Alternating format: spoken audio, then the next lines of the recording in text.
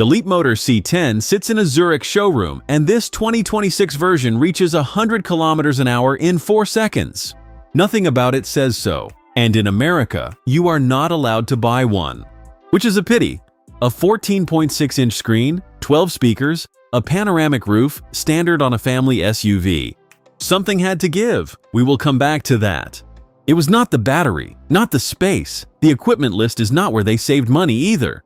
Subscribe now and you will have the answer before that badge means anything to you. The badge says Leapmotor, 850 dealers in Europe. In America, 100% import tariff. America gets a Chevrolet Equinox EV instead. Stellantis lent this one a ready-made network here. So the lettering across the tailgate is Chinese engineering, arriving through a very European front door. Every version gets this bar, no upgrade needed. That is the pattern with this whole car. No options list to climb. Almost nothing here is an extra, including the glass roof. 4.7 meters long and shaped to slip through air rather than fight it. A drag figure of 0.27 buys more range than any badge could. 20-inch wheels is standard. The shape gives away nothing. And that is deliberate. No wing, no vent, no badge announcing nearly 600 horsepower underneath. That is the point. 2 motors, one on each axle, and 720 Newton meters between them. The face gives you nothing, no grille because there is nothing behind it that needs cooling air. A 32-liter compartment hides under the bonnet, enough for the charging cables and little else. Behind it, 81.9 kilowatt hours of lithium iron phosphate running at 800 volts. That part matters. 800 volts buys 180 kilowatts of charging. 30 to 80% lands in 22 minutes, about 1 coffee. Which brings us to what you sit in. This is where the Chinese cars stopped apologizing. A 14.6-inch 2K display. 12 speakers, 840 watts, a heat pump, none of it optional. The sticker on this windscreen reads 40,700 francs, roughly 45,000 euros in Germany.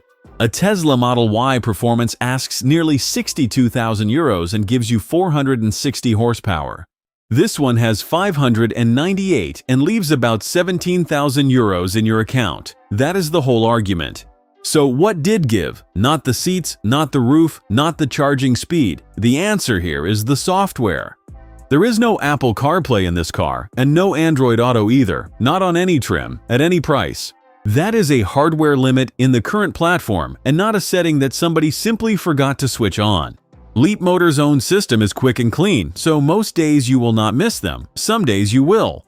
Owners already buy aftermarket adapters for it, which probably tells you enough.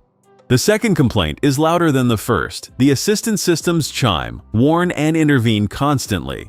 Reviewers call them intrusive, and owners spend the first week learning how to switch them off. That is the entire bill for that number. Everything else here is the surprise. The front seats are heated, ventilated, and power adjusted as standard, wrapped in a leatherette certified free of harmful chemicals. The panoramic glass roof is standard and comes with a powered blind. What you do not get is much lumbar support or a thigh extension. Reviewers keep flagging both on longer journeys, worth a long test drive. The console holds a wireless charging pad, and the car pushes 3.3 kilowatts back out for tools. The back gets a flat floor, a 60/40 split bench, and genuinely usable knee room. 4.7 meters of car, most of it given to people. The boot holds 435 liters, which is fine. So what would an American buy instead? A Chevrolet Equinox EV, $38,500, 307 EPA miles, 300 horsepower. Less money, and it goes further, but not 600 horsepower.